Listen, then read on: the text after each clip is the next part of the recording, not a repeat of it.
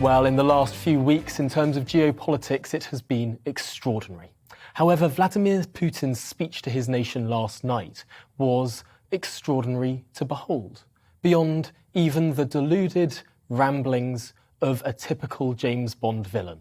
Speaking from the Kremlin, Putin said, quote, "It was possible that the pro-Nazi regime in Kiev could have got its hands on weapons of mass destruction, and its target, of course, would have been Russia."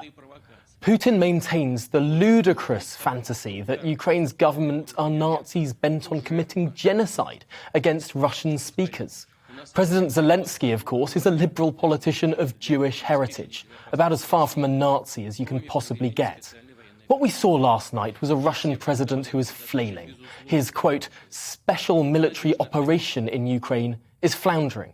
The Russian soldiers he sent to kill women and children are being gunned down by the thousands.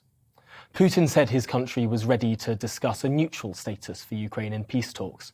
If we take him at his word, although why would we, Putin could now be looking for a way out. With no speedy victory and a logistical nightmare, he's now worried about the effect of sanctions imposed by the entire Western world. He knows that they will cause economic pain and potentially social unrest. Putin spoke about inflation and unemployment rising.